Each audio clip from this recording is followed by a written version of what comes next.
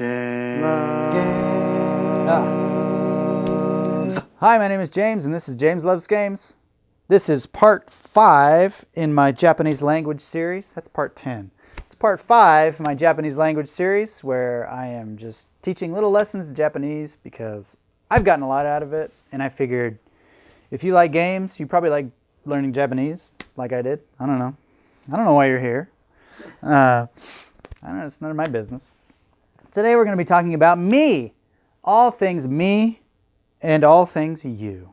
We're going to talk about me and you and how we address me and you in Japanese. We're going to talk about us. We're going to talk about we, but mostly me. So let's go. I haven't talked about this in any lessons yet, but Japanese, the language is very much wrapped up in Japanese culture. Language and culture are always going to be tied so closely together, and Japanese is no different. And so there's actually a very sort of structured society in Japan where you have people above you and people below you, and that can be with regard to their age or with regard to their rank, and you use different words depending on if they're above you in societal rank or below you in societal rank. I'll get into that in more detail in another video, but I just want you to be aware that you have to address different people with different amounts of respect. Makes sense, right? But they have specific words that they use when addressing yourself or when addressing other people. So first, let's talk about me. Now, the default way to refer to yourself, me, if you're talking about I or me in a sentence, is watashi.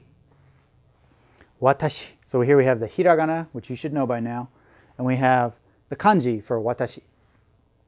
And so this is the default when talking about yourself. If you look through any Japanese language books, watashi is always going to be the first way you learn to talk about yourself because it can apply to everybody, and it's the most polite way to refer to yourself. Next in line is boku. We have the hiragana for boku and the kanji for boku. Now this means the same thing. It means I and me, but one tiny difference is this one is really only used by males.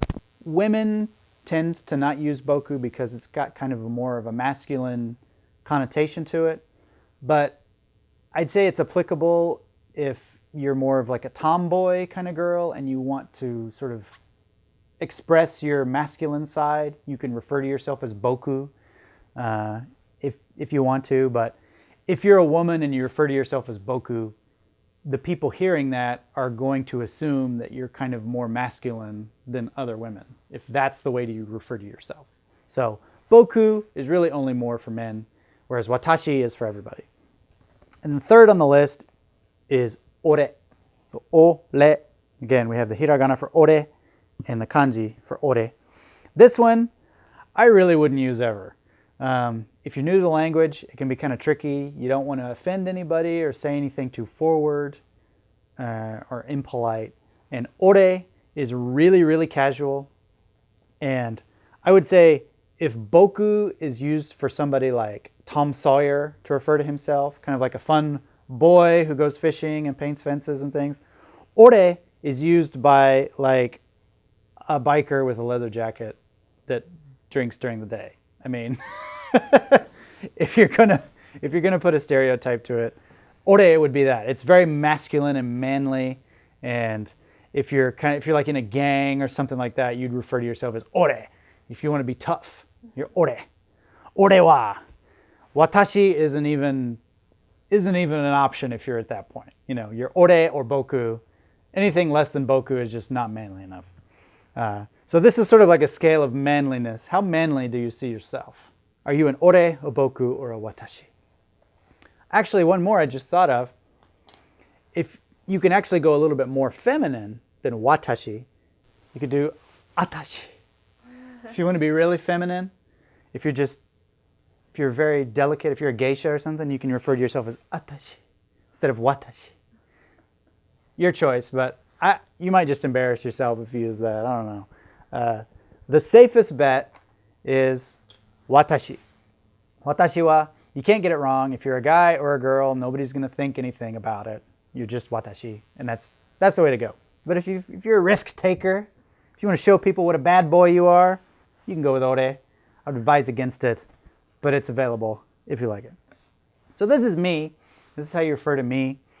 Next, let's talk about you. So, as I mentioned earlier, Japanese society is very ranked, and you have people above you, your senpais, and people below you, your kohais. And you have people that are on the same level as you, which are doki. And so, how you address other people is going to depend on where they are in societal rank with relation to you. Are they above you, below you, or the same as you? Much how watashi is a good bet for referring to yourself in all situations, just to be safe. Use the person's name you're referring to if you want to be the most polite and play it safe. Introductions and greetings are very important in Japan. It's very rude to not greet somebody and introduce yourself when you're meeting them for the first time. And so if you're referring to somebody, especially as the second person, you're referring to somebody to them, you always want to say their name with san. So here we have Tanaka-san. And again, we use the kanji for Japanese names for the most part. I mean, like 90% at least of Japanese names are going to be written in kanji. And we have Tanaka-san. So if you're talking to somebody, there really isn't, I mean, there are words for you, but it's very informal to use them. And always err on the side of being polite by using the person's name. One level down, a little bit more casual, a little less polite, is anata. Anata. And there's a kanji for anata, but I very rarely see it written out. Whenever anata is written, it's almost always written in hiragana. So this is the way that you'll probably see it if you see it written down. Anata. And then one level down from anata, if you want to get really, really casual, maybe even a little bit rude, use kimi. And this is the hiragana for kimi and the kanji for kimi. And this is if, you're coming from more of a position of authority, or you're talking to somebody who's equal, or if you want to put a little bit of spice in what you're saying, maybe put a little bit of meaning in there, make it a kimi. Kimi. It's definitely only use that with people you know really well.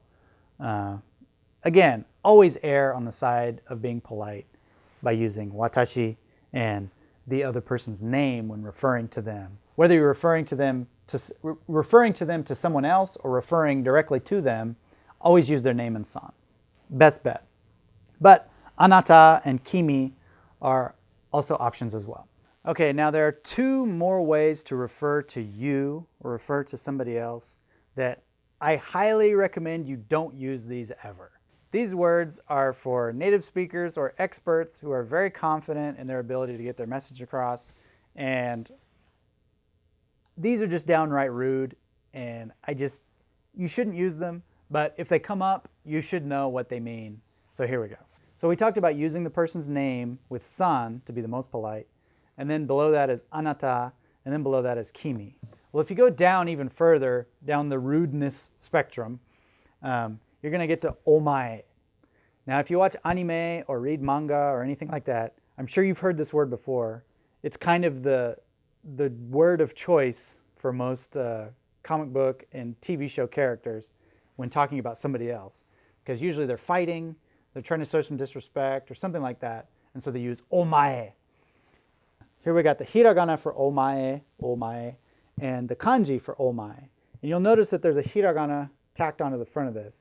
And sometimes you see this when Japanese words are combined with a kanji, where it's literally the kanji for mae, which is in front or before you. And so omae, it's kind of like not even addressing the person. You're just saying like, oh, person in front of me, whoever you are, omae. It's just kind of rude and dismissive.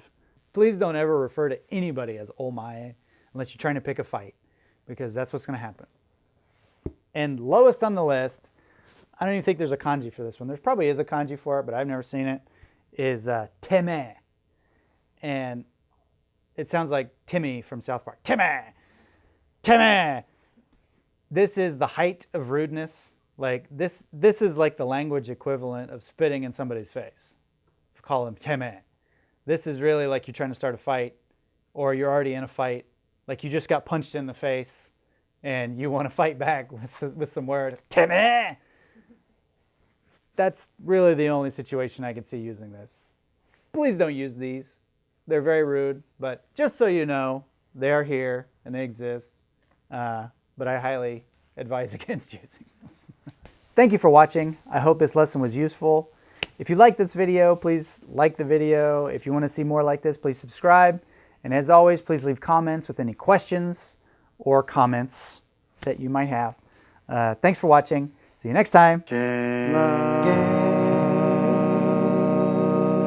So if I wanted to say, you know, please like the channel, or if, and only use them if,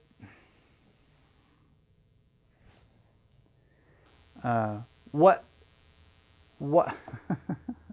that doesn't really make sense.